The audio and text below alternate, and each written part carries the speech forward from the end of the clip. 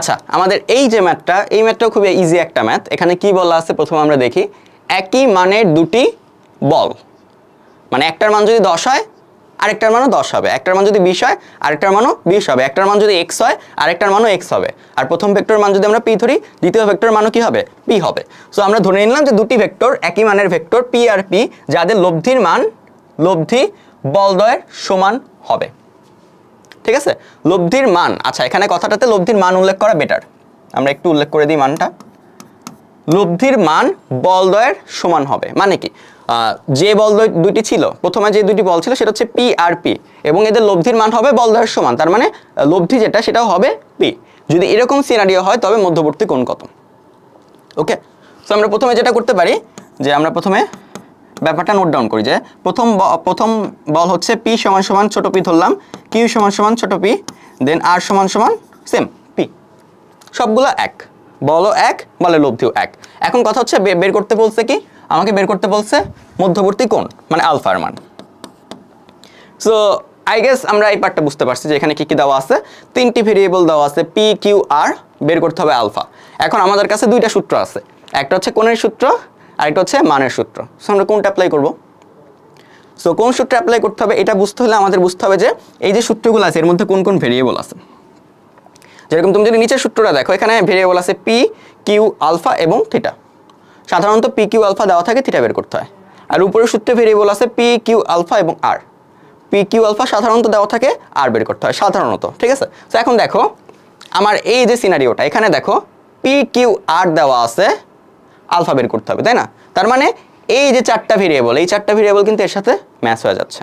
তার মানে আমরা কিন্তু এখানে কোণের সূত্র অ্যাপ্লাই করলে আমরা কিছুই পাবো না, আমাদেরকে অবশ্যই লব্ধির সূত্র অ্যাপ্লাই করতে হবে।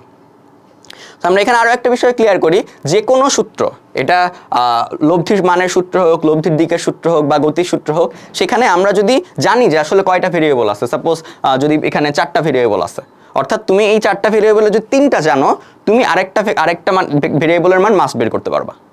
ঠিক আছে, চারটা ভেরিয়েবলের তিনটা জানলে অবশ্যই তুমি আরেকটা ভেরিয়েবল বের করতে পারবা। যদি পাঁচটা ভেরিয়েবল থাকে, পাঁচটা ভেরিয়েবলের মধ্যে তোমাকে অবশ্যই চারটা জানতে হবে যদি তুমি আরেকটা ভেরিয়েবল বের করতে চাও। সেমভাবে তোমার যদি 6টা থাকে তোমাকে 5টা জানতে হবে, তাই না? এটা জাস্ট খুবই কমন একটা বিষয়। সো এই জিনিসটা আমাদের অনেক ইজি লাগতে পারে, বাট তোমরা যদি ম্যাথ করার সময় এই জিনিসটা একটু মনে রাখো বা এই জিনিসটার সাথে একটু বেশি ইউজ টু হয়ে যাও, তোমাদের জন্য ম্যাথ সলভিংয়ের যে স্পিড সেটা আরও বৃদ্ধি পাবে। ঠিক আছে, সো আমরা দেখি এখন আমরা ম্যাথটা সলভ করি। আমাদের কোন সূত্র অ্যাপ্লাই করতে হবে, এই সূত্র। সো আমরা এই সূত্রটা অ্যাপ্লাই করি।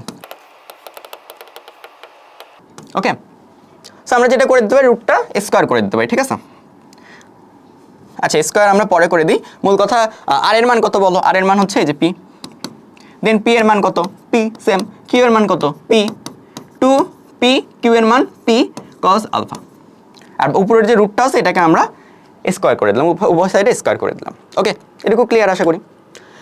সো এবার যেটা হবে, p স্কোয়ার যোগ করলে 2p স্কোয়ার, আর এখানে 2p ইন্টু p করলে p square cos alpha.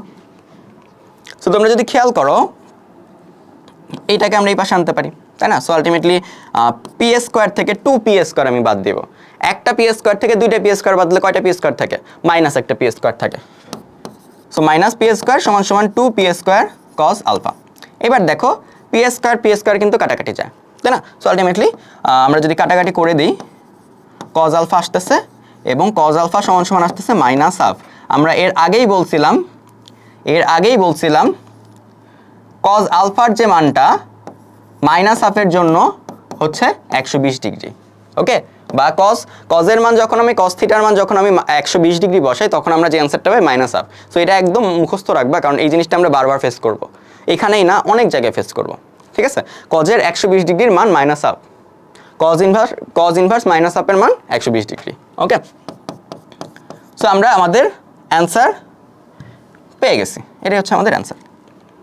Clear? কিন্তু সেমভাবে এই অঙ্কের মধ্যে হালকা একটু ভাবা যায়, নট লাইক কোনো ঘাপলা নাই, বাট একটু কয়েকটা জায়গায় একটু ভাবলে আমাদের অবজারভেশনের যে স্কিলটা সেটা একটু বাড়বে। সো আমরা দেখি কোন কোন জায়গায় ভাবা যায়, সেটা হচ্ছে এই যে এই জায়গাটা। সো এই জায়গাটায় আমরা কি করছি, এই জায়গাটায় আমরা p স্কোয়ার কাটাকাটি করছি, তাই না?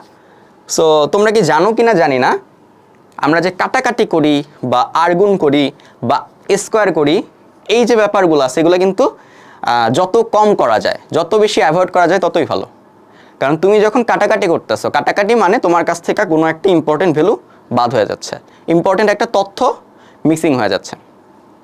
ব্যাপারটা বুঝতে পারছি? তুমি যদি উভয় সাইডে কোনো কিছু গুণ করো, এর মানে বোঝায় যে তোমার কাছে নতুন একটা তথ্য ইনভলভ হচ্ছে, যেটা হয়তো তোমার যে ইকুয়েশনটা আছে সেটার সাথে রিলেটেড না। আবার তুমি যখন কোনো জিনিস দ্বারা ভাগ করো, সেম সেম কাহিনী, ঠিক আছে? সো এর কারণে কাটাকাটি করা আসলে সব ক্ষেত্রে লিগাল না। সো আমরা এটা তাহলে কীভাবে ডিল করতে পারতাম আমরা একটু দেখি। এটা ডিল করার কিন্তু আরও ওয়ে ছিল। আচ্ছা, আমরা দেখি আর কীভাবে আমরা এটা ডিল করতে পারতাম। সো আমরা যেভাবে ডিল করতে পারতাম, আমরা এটা এইভাবে রাখলাম প্রথমে, ঠিক আছে? এরপর আমরা যেটা করতে পারি, উভয় এই যে মাইনাস পি স্কোয়ারকে এক সাইডে নিয়ে আসি। যদি এক সাইডে নিয়ে আসি তাহলে দেখবো আসবে 2p² cos alpha plus P square সমান সমান 0। ওকে, এরপর আমরা যেটা করতে পারি, এই যে পি স্কোয়ার আছে এদের কমন নিতে পারি। এদের কমন নিলে যেটা থাকে cos আলফা প্লাস 1 = 0, ঠিক আছে? এইবার আমরা যেটা করতে পারি, এখান থেকে আমরা বলতে পারি হয় p² = 0 অথবা 2 cos আলফা প্লাস 1 = 0। যে জিনিসটা হচ্ছে এই যে এখানে বলা হয়েছিল, ঠিক আছে? এই দুইটা কেস হচ্ছে সিমিলার। 2 cos আলফা প্লাস 1 = 0 আর -1 = 2 cos আলফা, একই কথা। কিন্তু এই যে পার্টটা ছিল, এই পার্টটা কিন্তু আমাদের মিসিং হয়ে গেছিল। সো এই পার্টটা কি বলে যে p² = 0, তার মানে p = কত? +-0, আর +-0 মানে আলটিমেটলি রেজাল্ট কত? 0ই থাকে। না, এবার একটু দেখো, আসলে p = 0 কি এখানে কিছু মিন করে এই অঙ্কের ক্ষেত্রে? হ্যাঁ, এই অঙ্কের ক্ষেত্রে p = 0 মিন করে। কারণ কি? তোমাকে বলছি কি একই মানের দুটি বলের লব্ধি যদি বলদ্বয়ের সমান হয়, তোমার সেই ক্ষেত্রে মধ্যবর্তী কোণ কত? সো আমাদের অঙ্ক করার মাধ্যমে ম্যাথমেটিক্যালি আমরা পাইলাম এমন একটা তথ্য যে যদি p এর মান 0 হয় সেই ক্ষেত্রেও এই সিনারিওটা খাটে। সো এবার নিজের বিবেকের কাছে কোশ্চেন করো যে যদি দুটি ভেক্টরের মান 0 হয়, দুটি ভেক্টর p একটি ভেক্টর, q একটা ভেক্টর, দুটি 0 মানের ভেক্টর, এদের লব্ধির মান কত হবে? 0 হবে, তাই না? তোমার কাছে 0 মানের ভেক্টর মানে কি? শূন্য ভেক্টর, আর শূন্য ভেক্টর লব্ধি করলে আলটিমেটলি শূন্য ভেক্টরই পাবা। সো এই ক্ষেত্রে যদি p ও q 0 মানের হয়, এখানে কি কোণ ম্যাটার করতেছে? কোনই ম্যাটার করে না, তাই না? যে আসলে p আর q এর মধ্যবর্তী কোণ 30 ডিগ্রি হইতো বা 60 ডিগ্রি হইতো বা 100 ডিগ্রি হইতো, যে ডিগ্রি হোক না কেন তোমাকে লব্ধি সবসময় 0ই দিবে। ইভেন এখানে দিক তোমার নির্দেশ করাই যাবে না, তাই না? যে তোমাকে বলে আছে শূন্য ভেক্টরের দিক সুনির্দিষ্টভাবে বলা যায় না, তাই না? সো আলটিমেটলি কি দাঁড়াচ্ছে যে আসলে p 0 হইলে তখন আসলে যে কোনো কোণই ভ্যালিড, কিন্তু যদি p 0 না হয় সেই ক্ষেত্রে কোনটা অ্যান্সার? সেই ক্ষেত্রে অ্যান্সার হচ্ছে 120 ডিগ্রি। ক্লিয়ার? তার মানে এই যে আমরা অঙ্কটা লিখছি, এই অঙ্কটা হালকা একটু ত্রুটিপূর্ণ। এখানে সাধারণত দেখবা অনেক অঙ্কেই বলে দেওয়া থাকবে p ≠ 0, বা এখানে যে ভেক্টরটা দেওয়া আছে সেটা অশূন্য ভেক্টর, বা এখানে বলা থাকতে পারে যে একই মানের দুটি অশূন্য বল।